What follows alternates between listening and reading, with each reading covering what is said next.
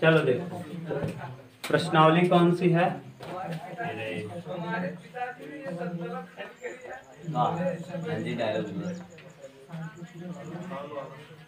प्रश्नावली कौन सी है?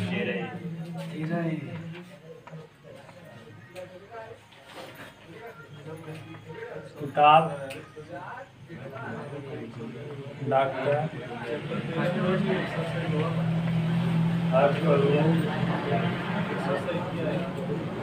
शर्मा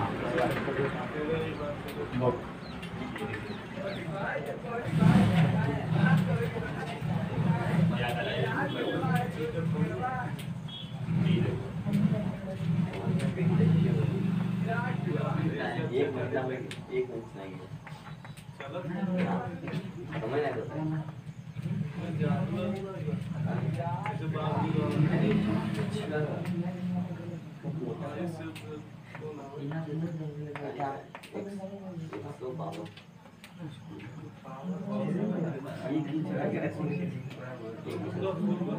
चलो देखो प्रोबेबिलिटी, ठीक।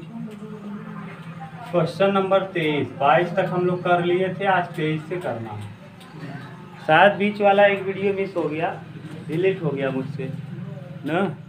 अब कौन सा हुआ, जैसे ये कल जो पढ़ाए थे उसके पहले वाला, परसों कहाँ से कहाँ तक पढ़ाए थे? कल नहीं, परसों 16 से 19 तक। हाँ, 17 से 19 तक, 17 से 19 तक का पूरा गायब हो गया है। हाँ न, उड़ गया मुझसे। अब क्या करोगे? उड़ गया तो उड़ गया। हाँ, पुराना वीडियो पड़ा हुआ है, देख सकते हो, लेकिन इस लिस्ट में नहीं मिलेगा आपको।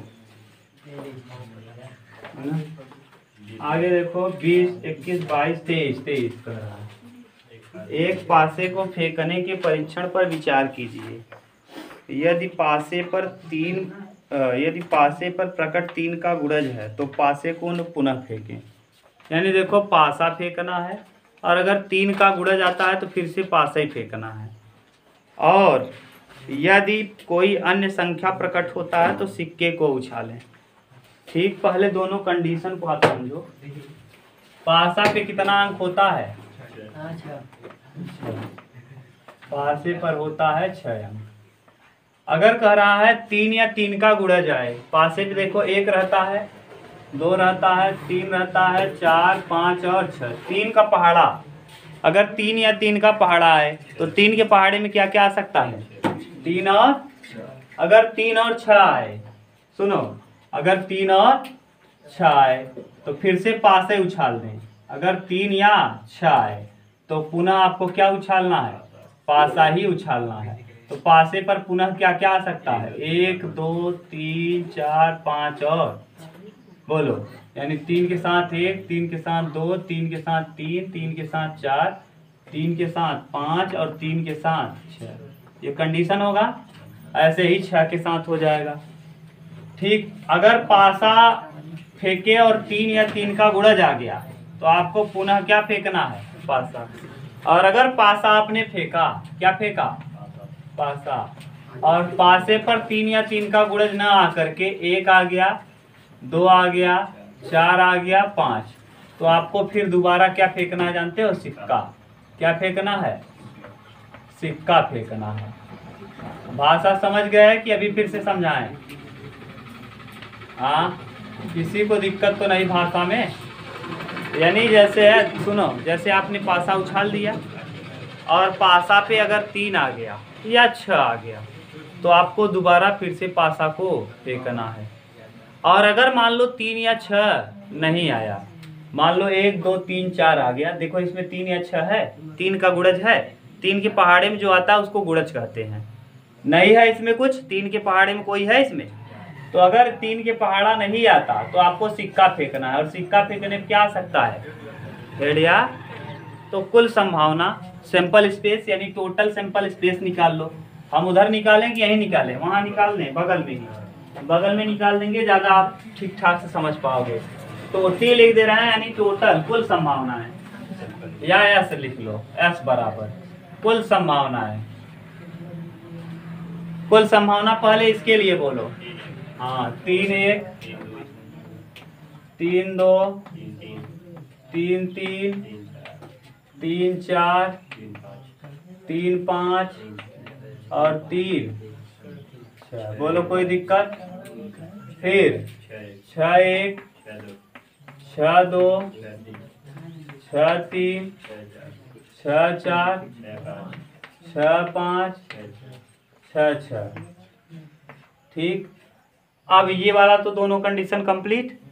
अब यहाँ एक के साथ हेड आ सकता है और एक के साथ क्या आ सकता है?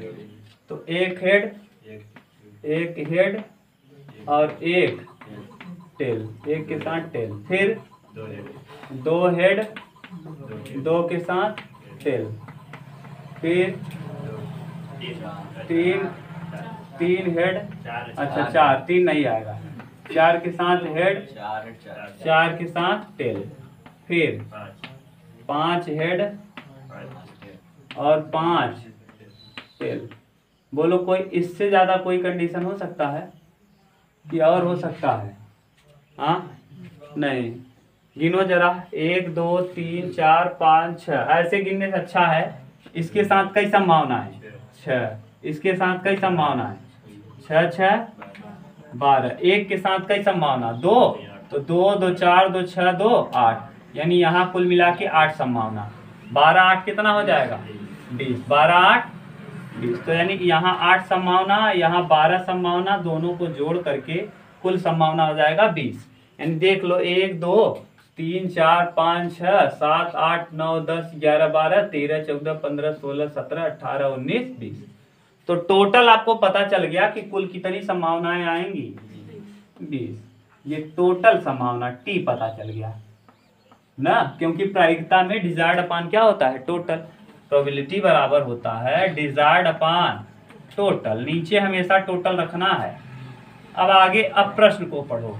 ये तो कंडीशन जैसा कहा था वैसा हमने कर लिया। कहा था अगर 3 आए और 6 आए तो दोबारा पासे को उछालिए, और अगर 3 और 6 ना आए तो दोबारा क्या उछालिए? सिक्का उछालिए। अब भाषा जो कहा है उसको देखेंगे। प्रश्न ई घटना। कौन सी घटना? ई क्या कह रहा है कि घटना न्यूनतम एक पासे पर संख्या 3 प्रकट होना दिया गया है। दिया क्या गया है? जो दिया जाता है वो कहाँ लिखते हो? नीचे। और जो निकालना रहता है उसको ऊपर। तो निकालना क्या है? घटना न्यूनतम एक पासे पर 3 प्रकट होना। घटना ई घटना है न्यूनतम एक पासे पर, एक बोलो, एक पासे पर क्या प्रकट? 3 प्रकट होना। जरा बताओ एक पासे पे 3 कब कब प्रकट होगा? हाँ तो ये दिया है ना,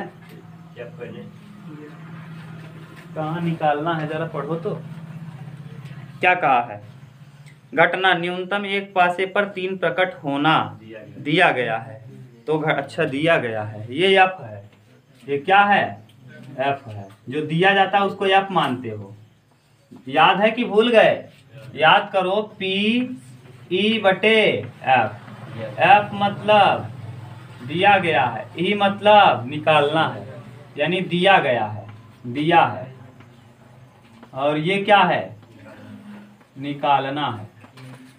तो पहले निकालने वाला ही लिख लें क्या? पहले ई घटना लिख लो, कंफ्यूजन नहीं होगा। पहले किसको लिख लो? ई को। जो निकालना है उसको लिख लो, ई घटना को। ई घटना क्या है जरा देखो। सिक्के पर पट प्रकट होने की प्रायिकता। सिक्के पर पट प्रकट होने की प्रायिकता, ये निकालना है। होने की प्रायिकता जरा बताओ, सिक्के पर पट कब कब प्रकट होगा? यानी टेल। लिख दो सारा कंडीशन ई घटना में। एक के साथ टेल, 2 के साथ टेल, 4 के साथ टेल, 5 के साथ टेल। सही है कि और कोई कंडीशन? बस टेल देखो कब कब आएगा। यहाँ टेल आया है, यहाँ टेल आया है, यहाँ टेलाया है, यहाँ टेलाया है, बस। कई कंडीशन 1 2 3 4। तो प्रोबेबिलिटी ऑफ ई कितना 4 बटे टोटल संभावनाएं 20। 4 बटे 20 यानी 4 पंचे 1 बटे कितना। कोई दिक्कत नहीं। जब घटना क्या प्रकट होना दिया गया है, क्या दिया है, हाँ पासे न्यूनतम, हाँ न्यूनतम एक पासे पर 3 प्रकट होना, पासे पर 3 प्रकट होना, 3 प्रकट होना। अब 3 देखो न्यूनतम यानी 2 बार भी रहेगा चलेगा, 2 बार भी रहेगा चलेगा, न्यूनतम 1 बार जरूर मिलना चाहिए। 1 बार देखो 3 कहाँ कहाँ है, 3 देखो 1 बार कहाँ कहाँ है, हाँ रुक जाओ, हाँ 3 देख के बोलना। 3 के साथ 1, 3 2, 3 3, 3 4, 3 5, 3 6 और 6 3। देख लो 3 और कहीं आ रहा है, ये और 3 कहीं यहाँ, और कहीं 3 देखो, और 3 कहीं नहीं है। इसके अलावा कोई संभावना अगर आपके दिमाग में आ रहा है जरा बोलो, देख के बोलो ऊपर से, कोई संभावना बनेगा इसके अलावा नहीं। तो पीएफ कितना हो जाएगा, हाँ 1 2 3 4 5 6 7, 7 बटे कितना 20। अब ई और एफ में इंटरसेक्शन निकाल लो, ई इंटरसेक्शन एफ, ई और एफ में क्या कॉमन है, ई और एफ दोनों में क्या कॉमन है, कुछ कॉमन नहीं है, यानी ये 5 हो गया। कुछ कॉमन नहीं है, चाहे ऐसे लिख लो चाहे ऐसे 5 या 0 लिख लो, कुछ कॉमन नहीं तो मतलब क्या है 0। अब पी ई बटे एफ बराबर सूत्र आप जानते हो, पी ई बटे बराबर क्या होता है, पी ई इंटरसेक्शन एफ बटे टी एफ, यानी यहाँ हो जाएगा 0 बटे पी एफ का मान 7 बटे 20। किसी का भाग दीजिए 0 में आने वाला है क्या, तो प्रश्न का आंसर क्या आएगा 0 आएगा। उतार लो कहीं कंफ्यूजन हो तो।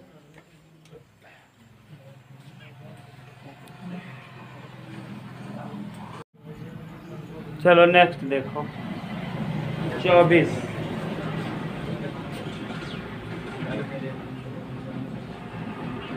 नंबर क्या कह रहा है, ए और बी इस प्रकार की घटनाएं हैं, P A not, P A is not equal to 0, P A 0 के बराबर, और पी बी बटे ए, पी बी बटे ए का मान क्या करना है, ज्ञात कीजिए, ज्ञात करना है। यदि ए समुच्चय बी का उपसमुच्चय है, ए समुच्चय बी का उपसमुच्चय है, ए जो है वो समुच्चय बी का क्या है, उपसमुच्चय है, यानी ए जो है वो बी का उपसमुच्चय है, यानी बी में अवयव क्या होंगे, ज्यादा होंगे। ये है, ध्यान से सुनना, उपसमुच्चय ए जो है वो बी का क्या है, उपसमुच्चय। आगे दूसरा प्रश्न कहा है, पहला ये है, पहला है, इसमें एक और कहा है दूसरा क्या कहा है भैया, ए इंटरसेक्शन बी बराबर क्या दिया है 5 है। दोनों को अब आपको हल करना है, जरा बताओ क्या करें। ए इंटरसेक्शन बी में 5 है और ए बी का उप समुच्चय है, यानी जैसे अगर हम ए में लेना ही चाहें अवयव, देखो लेके दिखाएंगे ज्यादा क्लियर होगा। ए में अवयव कोई बोलो, कुछ अवयव बोलो, 1 2 3 4 5 ले लिए। अब इसका उपसमुच्चय यानी इसके अवयव बी में मिलने चाहिए ना, बी बराबर 2 3 4 मान लो, कोई दिक्कत। देखो ए का उपसम, अच्छा बी में ज्यादा अवयव, बी की तरफ मुंह खुला है तो बी में अवयव ज्यादा और ए में अवयव कम होंगे, ठीक। कोई दिक्कत हो तो बोलो, अभी नहीं दिक्कत। अगर आपको इन सब में कंफ्यूजन होना अब समझ क्या है कैसे है तो आप कक्षा 11 का वीडियो देखिए। अब करेंगे क्या रहा है, P A is not equal to zero. P A में देखो जीरो, कोई जीरो है क्या इसका, नहीं। अगर हम सब दोनों को निकालेंगे तो कुल मिला के इसमें 1 2 3 4 5 अवयव हैं। अगर पी ए निकालना भी चाहें तो पी ए बराबर हो जाएगा 3/5। क्यों, 1 2 3 अवयव और टोटल अवयव कितने हैं 5, 3/5। पी ए जीरो के बराबर नहीं है तो पी बी बटे ए ज्ञात करना है। जरा पी बी बटे ए ज्ञात करो, बी बटे ए। तो पी बी बटे ए बराबर बोलो पी बी इंटरसेक्शन ए बटे पी ए। सही है। अब दोनों इंटरसेक्शन निकालो ए और बी का, B intersection A, B intersection A निकालो। देखो दोनों में कॉमन कौन है, 2 3 4 ही दोनों में क्या है कॉमन है। 2 3 4 किसका मान है, ए का। यानी अगर हम इसको 1 2 3 निकालें तो पी बी इंटरसेक्शन ए बराबर हो जाएगा 3/5। अच्छा 3/5 किसका मान है, पी ए का। यानी पी बी इंटरसेक्शन ए की जगह पे हम क्या लिख सकते हैं, पी ए लिख सकते हैं। लिख सकते हैं कि नहीं, तो यानी यहाँ हो जाएगा पी ए बटे में, इसकी जगह देखो पी ए आ गया, बटे में पी ए से पी ए कट के कितना आएगा, इसका आंसर क्या आ जाएगा पहले का 1। अब आ जाओ सेकंड में। सेकंड में क्या कह रहा है, A intersection B is not equal to 5।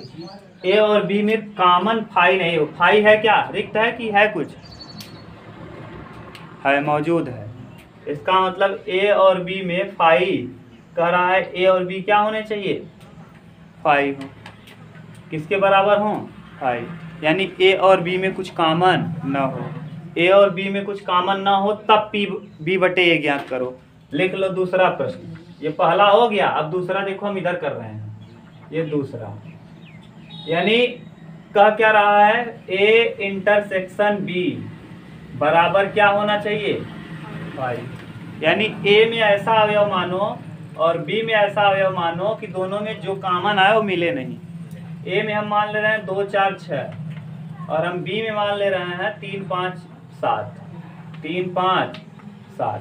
जरा अगर इसका टोटल सैंपल स्पेस निकालो, सैंपल स्पेस क्या आ जाएगा 2 3 4 5 6 और क्या 7, ये आ गया 1 2। अब देखो अब पी ए निकालोगे तो क्या आएगा, पी ए बराबर कितना आएगा भैया 1 2 3, यानी 3/1 2 3 4 5 6, 3/6 यानी 1/2। पी बी निकालो जरा, पी बी 1 2 3, 3/6, 3/6 मतलब 1/2। इंटरसेक्शन निकालो A intersection B, A intersection B देखो इसमें कुछ कॉमन है नहीं है तो क्या हो जाएगा 5 या 0 कह लो। और अगर हम बी बटे ए निकालें इसके लिए पी बी बटे ए, तो पी बी बटे ए यानी पी बी इंटरसेक्शन ए और बटे पी ए। अब बताओ इसका वैल्यू तो 5 है यानी 0, 0 में पी ए का भाग दोगे 1/2 का तो क्या आना है, बोलो कोई दिक्कत, कोई कंफ्यूजन नहीं। यानी कहा है कि आपको ए और बी में ऐसा मानना है कि दोनों में कुछ कॉमन, तब बताओ पी बी बटे ए क्या होगा, तब बताओ पी बी बटे ए क्या होगा, तो क्या हो जाएगा 0। जब दोनों में कॉमन नहीं होगा तो उसकी प्रायिकता क्या आ जाएगी 0। नहीं समझ में आया क्या, नहीं आया। ये मतलब है ना ए इंटरसेक्शन बी 5, यानी ए में अपने मन से ऐसा कुछ अवयव मान लो कि, और बी में ऐसा मानो दोनों में कुछ कॉमन ना हो। दोनों में देखो कुछ मिल रहा है ए और बी में, तो वही तो हम मान लिए, कहा है जैसा वैसा हमने कर दिया कि दोनों में कोई कॉमन नहीं, कॉमन है इसका मतलब 0 है। और ये पी बी बटे ए सूत्र आपको बता दिए हैं क्या होता है, बी इंटरसेक्शन ए बटे। अब बताओ पी बी इंटरसेक्शन ए में कुछ कॉमन था कि कुछ नहीं था, कुछ नहीं था यानी, और पी ए का मतलब 1/2 हो गया। अब ये जरूरी नहीं कि आप यहाँ 3 ही अवयव मानो, आपका मन 2 अवयव मान लो, 1 अवयव मान लो, कुछ भी मान लो, चाहे जो मान लो, ठीक। ये तो हम मान किस लिए कराते हैं, क्योंकि आपको अच्छे से समझ में आ जाए। उतार लो अब। चलो नेक्स्ट देखो, इस वाले क्वेश्चन पे फिर से लगाओ स्टार।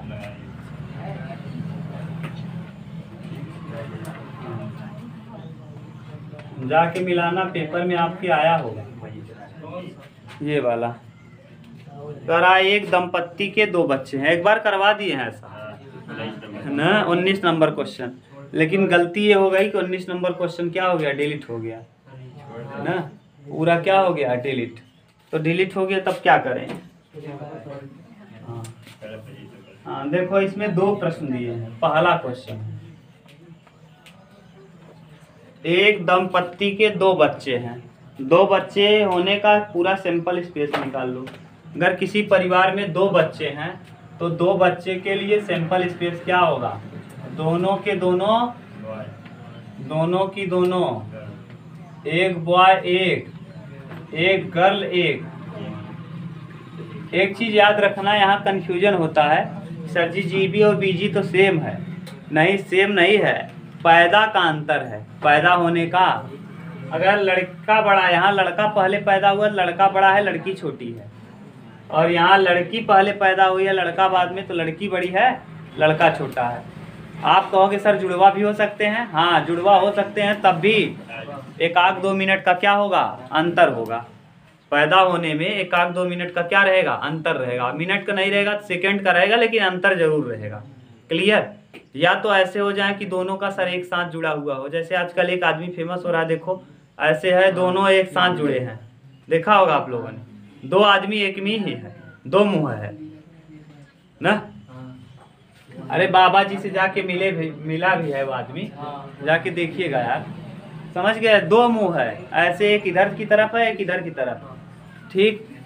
तो अलग की बात है, लेकिन ज्यादातर पॉसिबिलिटीज यही है कि बॉय बॉय दोनों हो सकता है। अगर किसी आदमी को 2 बच्चा हुआ तो दोनों लड़का हो जाए, हो सकता है दोनों लड़की ही पैदा हो जाए, हो सकता है एक लड़का एक लड़की पैदा हो सकता है एक लड़की एक लड़का, पहले लड़की बाद में लड़का। क्लियर। अब प्रश्न पहला क्या कह रहा है, ये तो टोटल सैंपल स्पेस निकाल लिए, ये प्रश्न का है, ये किसके अनुसार हमने देख लिया, प्रश्न के अनुसार। अब प्रश्न के अनुसार उसके बाद अब पहला इसमें प्रश्न कहा है, देखो पहला प्रश्न क्या कहा है, दोनों बच्चों के लड़का होने की प्रायिकता ज्ञात कीजिए। हाँ ज्ञात कीजिए, यानी दोनों बच्चों के, ई घटना जो ज्ञात करना रहता है ऊपर, ई घटना जो ज्ञात करना रहता है उसको ई मानते हैं। दोनों बच्चों के, दोनों बच्चों के क्या होने का, लड़का होने की प्रायिकता है। अब एक चीज ध्यान रखना, होने की प्रायिकता। आपके पेपर में ना ये भी कह सकता है कि दोनों बच्चों के लड़की होने की प्रायिकता, लड़का की जगह क्या कर देगा, लड़की। कंफ्यूज मत होना, दोनों बच्चा क्या होना चाहिए, लड़का। यानी जो पैदा हुए, पहला भी लड़का ही पैदा हो और दूसरा भी लड़का ही पैदा हो ना। ऐसा आपके गांव में बहुत सारे लोग होंगे कि माने किसी व्यक्ति को दोनों लड़के ही पैदा हुए होंगे, 2 हुए होंगे, दोनों लड़के। मेरे बगल में ही अंश और कुछ नाम है ना, दोनों 2 बच्चे हैं, दोनों लड़के ही हैं, समझ गए। तो ई बराबर बॉय बॉय, दोनों क्या पैदा हो गए। अब संभावना टोटल है 4, टोटल कितना है, तो प्रोबेबिलिटी आप ई बता दो जरा। प्रोबेबिलिटी आप ई यानी हो जाएगा 1/। अब यफ जो निकालना है, यफ क्या निकालना है, हाँ दोनों बच्चों में से कम एक बच्चा लड़का हो, एक बच्चा लड़का हो, कम से कम है, कम से कम का भाषा आप समझ में आ गया कि नहीं। कम से कम एक बच्चा लड़का हो, एक बच्चा लड़का हो। एक से ज्यादा हो सकता है लेकिन एक से कम नहीं होना चाहिए, लड़का हो।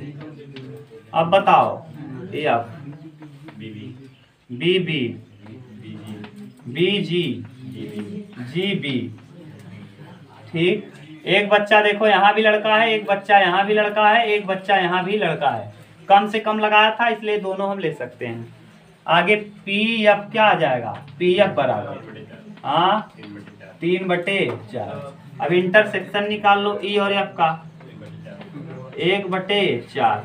नहीं समझ में आएगा? दोनों में देखो कॉमन कौन रहेगा? बी भी कॉमन रहेगा। तो पी ई इंटरसेक्शन एफ बराबर आ जाएगा 1/। अब बताओ पी ई बटे एफ, ई ज्ञात करना है या प्राप्त ज्ञात है? तो पी ई इंटरसेक्शन एफ बटे पी एफ। हाँ, ई इंटरसेक्शन एफ का वैल्यू 1/4 और पी एफ का वैल्यू 3/4। 4 से 4 कैंसिल, कितना आ जाएगा? 1/3। यानी 3 संभावनाओं में से एक संभावना ऐसा है कि लड़का पैदा हो जाए। देखो जरा, 1 संभावना, 2 संभावना, 3 संभावना। कितनी संभावना है लड़का पैदा होने की है? यहाँ भी लड़का हो सकता है, यहाँ भी, यहाँ भी। 3 संभावना टोटल है। यहाँ तो लड़की ही होगी, तो 3 संभावना टोटल है, उसमें से एक संभावना हो सकता है कि लड़का हो जाए। आगे दूसरा प्रश्न इसका दूसरा क्वेश्चन जरा देखो। दोनों बच्चों के लड़की होने की प्रायिकता, दोनों बच्चों के लड़की, अब हम कुछ नहीं करेंगे, दोनों बच्चों के लड़की होने की यानी ई घटना हम लिख नहीं रहे हैं, लड़का की जगह क्या कर देना? लड़की यानी जीजी हो जाएगा। जीजी यानी पी बराबर क्या हो जाएगा? 1/। आगे यह घटना बोलो। बड़ा बच्चा लड़की, बड़ा बच्चा लड़की यहाँ है और यहाँ है। देखो बड़ा बच्चा लड़की है, यानी जो पहले पैदा हो रही है लड़की होनी चाहिए। बड़ा बच्चा लड़की यानी जो पहले पैदा हुई हो। यहाँ भी देखो पहले लड़की पैदा हुई है, दोनों लड़कियां हुई तो एक तो बड़ी होगी, दीदी कहेगी वो उसको, ये दीदी। ये लड़का है, अब इसके पहले पैदा हुई तो इसको ये दीदी बोलेगा। यहाँ दीदी नहीं बोलेगा, जहाँ दीदी बोलेगा उसको लेंगे। हाँ, वहाँ भैया बोलेगा, तो यहाँ दीदी भैया बोलेगी तो इसको हम नहीं लेंगे। समझ गए? पी एफ निकालो। पी एफ बराबर 2/4। 2/4 मतलब 1/2। कोई दिक्कत? दोनों में कॉमन क्या है? हाँ, ई इंटरसेक्शन एफ जी जी कॉमन है। जी जी, तो इसमें भी ई इंटरसेक्शन एफ क्या निकल आएगा?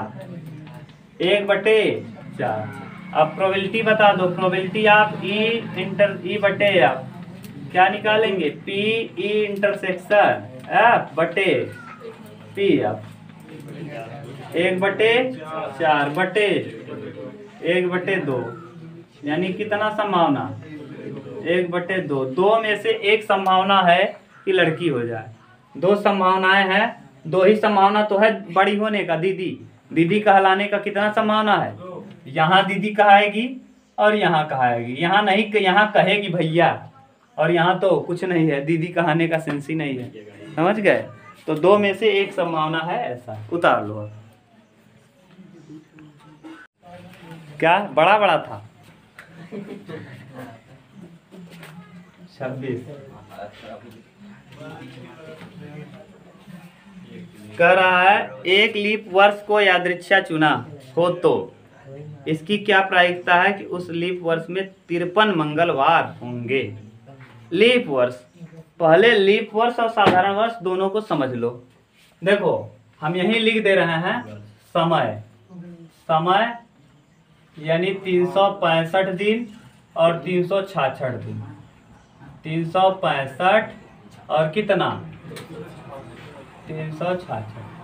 366 जब होगा तो फरवरी 29 की होगी, और ये 366 जो होता है उसी को कहते हैं लीप वर्ष। अगर एक वर्ष में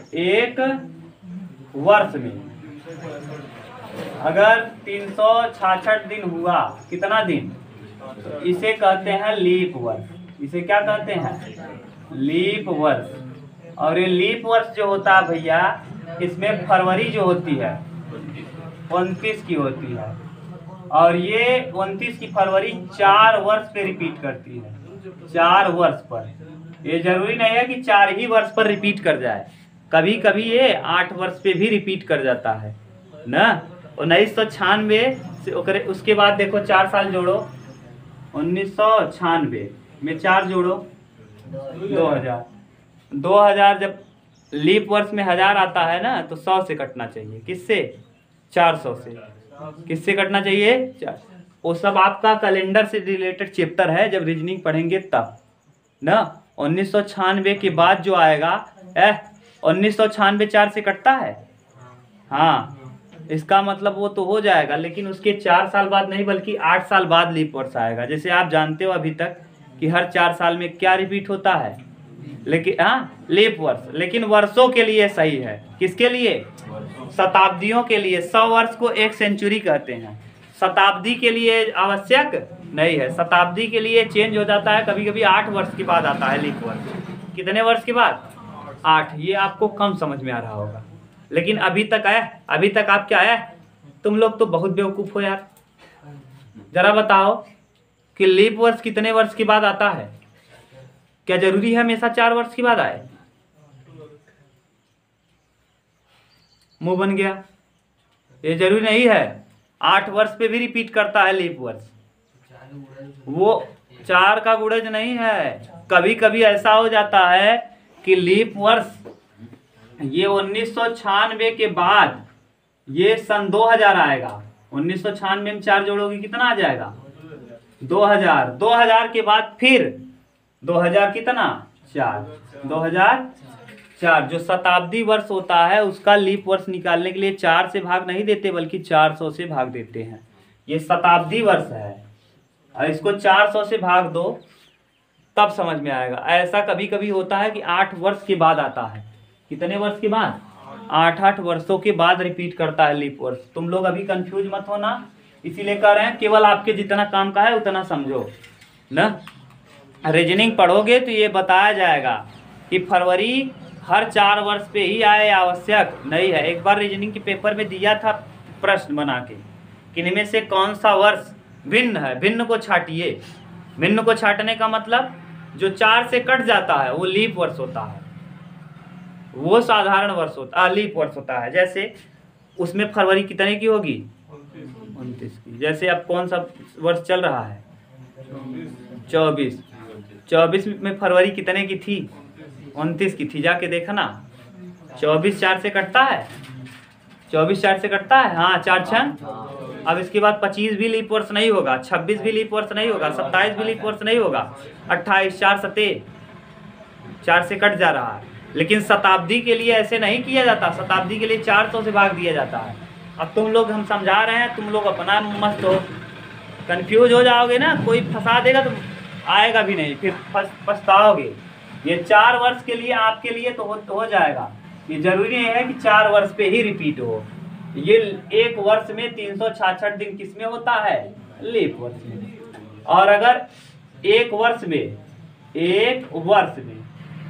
365 दिन हुआ, कितना? तो उसे कहा जाता है साधारण वर्ष। कौन सा वर्ष? साधारण वर्ष। साधारण वर्ष हर 3 साल लगातार चलता है, चौथे साल रिपीट हो जाता है। लेकिन ये शताब्दी के लिए नहीं, ये वर्षों के लिए सही है। जब 100 सेंचुरीज आ जाएगा तो ऐसे में सत्य नहीं होगा। जैसे 100वां जो था शताब्दी वो 4 से कटेगा। 100 जो था वो 400 से, अब इसको 400 से भाग देना है। इसका मतलब 100वीं सेंचुरी जो थी वो लीप वर्ष नहीं थी, समझ गए। लेकिन 4 से जरा भाग दो, इसको कट जाएगा। लीप वर्ष नहीं है, इसके बावजूद भी 4 से क्या हो रहा है? कट रहा है। शताब्दियों को हम किससे भाग देते हैं? 400 से, तब निकलता है लीप वर्ष। दिमाग लगाओ कि बदतमीजों मैं पढ़ा रहा हूं, तुम लोग तनी क्या बात कर रहे हो। साधारण वर्ष में फरवरी जो होती है, फरवरी कितने की होती है? 28 की होती है, ठीक। और ये 3 बार आता है, लगातार 3 बार। ये जरूरी नहीं लगातार, इसीलिए हम लिख नहीं रहे हैं लगातार 3 बार। ये आवश्यक नहीं है कि लगातार 3 बार आ ही जाएं। कभी कभी इसमें 7-7 वर्षों का अंतर हो जाता है। 7-7 वर्षों के बाद लीप वर्ष आता है, ठीक। तो ये कभी कभी लगातार 7 बार आ जाता है। 8वें बार लीप वर्ष आता है। 7 बार साधारण वर्ष, 8वें बार लीप वर्ष। तुम लोग तो यही जानते हो कि हर चौथे साल लीप वर्ष होगा। हर चौथे साल क्या हो जाएगा? लीप वर्ष हो जाएगा। लेकिन गड़बड़ हो जाता है कभी कभी, समझ गए। ये कहो तो हम इसको अब यहाँ बताने में कोई दिक्कत है नहीं, लेकिन रीजनिंग का टॉपिक हो जाएगा पूरा। और ये 29 क्यों हो जाता है जानते हो? क्योंकि हर साल 6 घंटा 48 मिनट 52 या 56 सेकेंड होता है हर साल। 6 घंटा 5 घंटा 48 मिनट और कुछ सेकेंड हर साल बढ़ता रहता है। कुछ सेकेंड मान लो, जो भी सेकेंड 52 सेकेंड होता है क्या, ऐसे कुछ निकाल लेना, इतना हर साल बढ़ रहा है ये। जैसे 24 घंटा तो होता ही है ना, लेकिन 24 घंटा कुछ 24 एक दिन में 24 घंटा होता है, तो ये कुछ न कुछ घंटा बढ़ता रहता है। तो 5-5 घंटे से कितना बढ़ जाएगा 4 साल में 20 घंटा और 48 हिसाब से, और 52 का नहीं, कुल मिला के इस तरीके से बढ़ता है कि चौथे साल ही मिला के कितना घंटा बढ़ जाता है 24 घंटा। और 24 घंटा मतलब कितना दिन, एक दिन। यही बढ़ते बढ़ते बढ़ते बढ़ते शायद ये 52 होता है, ये 48 होता है, यानी कुछ ऐसा होता है, रीजनिंग में होता है, लेकिन उसको आपको करके दिखाना पड़ेगा। और रोटेशन पे निर्भर करता है किसके, पृथ्वी के। ठीक, वो सब कंपटीशन का है। आप बोलोगे तो हमको एक दिन हम उसको समझा देंगे। ये 365 जब होगा तो कौन सा वर्ष होगा, साधारण वर्ष। कैसा वर्ष होगा, साधारण वर्ष। और अगर 366 हुआ भैया, 366, तो इसे क्या कहेंगे, लीप वर्ष। लीप वर्ष। अब साधारण वर्ष में 366 दिन है, तो जरा 365 दिन है, तो इसको 7 से भाग दे दो, क्योंकि एक सप्ताह में कितने दिन होते हैं, 7। 7 से भाग दो, 7 पचे 35, 35 आ जाएगा, और एक हासिल, 7 दूना 14। ये एक जो आ रहा है यही कंफ्यूजन करेगा आपको। ये 52 तो हर चीज होगा, 52 संडे होगा, 52 मंडे होगा, 52 ट्यूसडे, 52 वेडनेसडे, 52 सब होगा, लेकिन एक ऐसा होगा 53 होगा, जिससे महीने की शुरुआत होगी। जैसे नए साल की शुरुआत जिससे होगी, जैसे इस जनवरी कई तारीख को पड़ा था, हाँ 1 जनवरी को कौन सा दिन था देख लेना, 2024 का ना मंगलवार था, जो भी है। अगर 1 जनवरी को मंगलवार था तो देखना मंगलवार और बुधवार 53 होंगे। क्यों, क्योंकि ये वर्ष किसका है, लीप वर्ष है। जाके गिन लेना कैलेंडर में, ये एक दिन जो बढ़ रहा है, ये बढ़ रहा है, तो ये क्या क्या हो सकता है, ये संडे भी हो सकता है, मंडे भी हो सकता है, ट्यूसडे भी हो सकता है, वेडनेसडे भी हो सकता है, थर्सडे हो सकता है, फ्राइडे हो सकता है, Sunday, Monday, Tuesday, Wednesday, Thursday, Friday, Saturday, ये कुछ भी हो सकता है, ये कुछ भी हो सकता है, लेकिन जिससे शुरुआत होगा वही अंत होगा। तो यानी 52 तो सब होंगे, लेकिन एक ज्यादा होगा, एक चाहे संडे 53 हो जाए, चाहे मंडे जाए जो। अब इसमें अब इधर देखो, अब 300 अगर 66 दिन का हुआ, कितने दिन का, 366। लीप वर्ष 366 को होता है, 3 से भाग दोगे 7 से, 7 पचे 35, 1 और यहाँ 1, 7 दूना 14। यानी अब देखो 2 आ गया शेष 2 आने का सेंस 2 दिन बचेगा, 2 दिन 53 होगा। जैसे इसी साल या तो संडे और मंडे हो जाए, मंडे ट्यूसडे, ट्यूसडे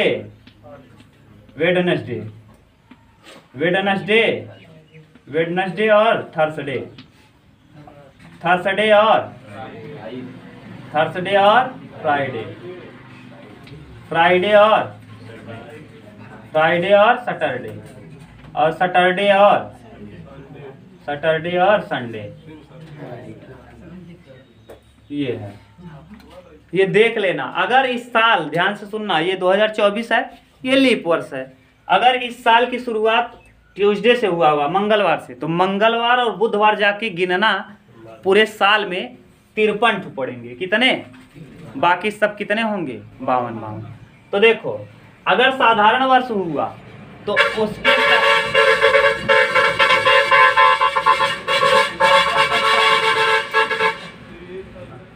साधारण वर्ष के साधारण वर्ष में संडे, मंडे, ट्यूसडे, वेडनेसडे किसी भी दिन के होने की प्रायिकता एक है। एक दिन बढ़ेगा, चाहे संडे हो सकता है चाहे मंडे। कितने दिनों में? 7। तो 1/7। जब साधारण में पूछ लेगा तो 1/7। एक ऐसा होगा जो 53 होगा, चाहे जो हो जाए ना। और कितने दिनों में? 7 दिनों में। इधर 2 ऐसा होगा जो 53 होगा, कितने दिनों में?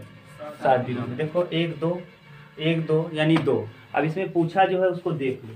प्रश्न पूछा क्या है कि लीप वर्ष में उसके 53 मंगलवार होने की क्या संभावना है। लीप वर्ष में 53 मंगलवार होने की 2/7 संभावना है। कितनी संभावना? 2/। क्यों? क्योंकि 53 मंगलवार आने का देखो कितना संभावना है।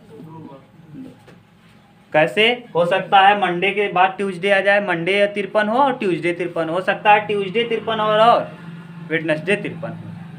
तो यानी ट्यूसडे के ट्यूसडे मंगलवार के साथ 2 की संभावना है 53 होने का। मंगलवार के साथ सोमवार का संभावना है और मंगलवार के साथ बुधवार का संभावना है।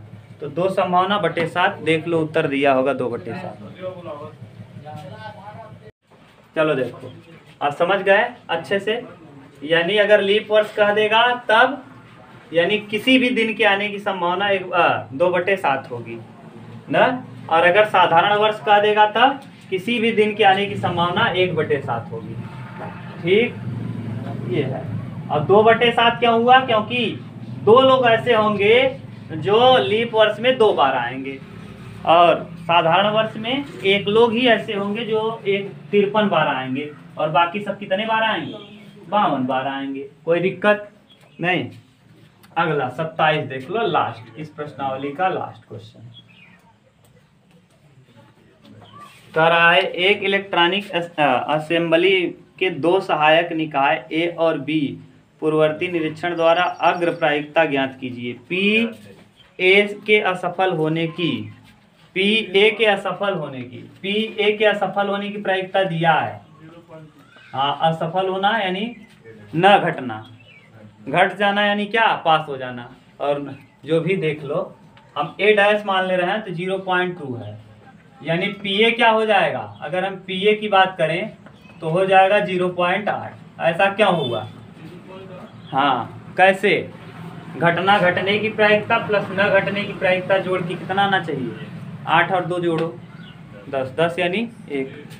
ठीक, दोनों लिख दे रहे हैं साथ में। बी अकेले असफल होने की प्रायिकता, बी के अकेले असफल होने की प्रायिकता, PB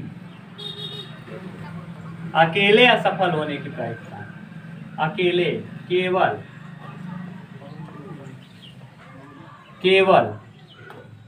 दिया है। केवल कितना है? 0.15। सही है। और PA और B के असफल होने की प्रायिकता, PA और B दोनों के असफल होने की प्रायिकता 0.15। निम्न ज्ञात कीजिए। पहला क्वेश्चन देखो और दूसरा क्वेश्चन। पहला क्या पूछ रहा है? PA असफल, B असफल हो चुका हो। A बटे देखो PA/B और A का मतलब है असफल। A क्या है? असफल है। और B असफल हो चुका हो, यानी B कंफर्म है, असफल है। और A के असफल होने की प्रायिकता निकालना है। देखो असफल को हम डैश से दिखा रहे हैं, B असफल हो चुका है, कंफर्म है। A के असफल होने की प्रायिकता निकालना है। असफल होने को आप डैश दिखा रहे हो। क्लियर? यानी इसका क्या हो जाएगा? PA' इंटरसेक्शन B' बटे PB'। अब देखो PB' हमको पता नहीं, हमको केवल PB' पता है। केवल PB' का मतलब समझते हो? ये देखो PA है, ये PB है, ये देखो इधर ये क्या है? PA मान लो, PA है, PA' है और ये मान लो PB' है, PB'। केवल PB' का मतलब जानते हो? ये निकाल दो, इसको हटा दो। इसको अगर हम हटा देंगे जो रंग रहे हैं तो क्या केवल क्या बचेगा? केवल PB' बचेगा, केवल PB'। यानी PB' अगर हमको निकालना है तो हमको क्या निकालना पड़ेगा, कंप्लीट ए को क्या कर देना पड़ेगा, घटा देना पड़ेगा, कंप्लीट ए को हटा देना पड़ेगा। और साथ के साथ ए को पूरा हटा दो। जरा बोलो पीबी कैसे निकलेगा, सूत्र बोलो। पीबी डैश बराबर केवल पीबी डैश, हाँ पीबी डैश बराबर पीबी माइनस हाँ P A dash intersection B dash. समझ रहे हो? अगर हम किसको हटा दें, पीबी में से ए डैश इंटरसेक्शन बी डैश को क्या करें, क्या बचेगा, केवल पीबी बचेगा। वही तो किए हैं, पीबी में से पीबी ए कंप्लीट है, उसमें से ए डैश इंटरसेक्शन बी डैश को क्या कर दिए, पीबी का वैल्यू पता है हाँ 0.15 बराबर पीबी डैश बराबर माइनस 0 घटाओ क्या आएगा, जुड़ जाएगा, पीबी डैश बराबर 0.30। सही है, भाग दे दो। अब पता चल जाएगा P A dash intersection B dash 0.15 बटे 0.30, 15 दूना 1 बटे।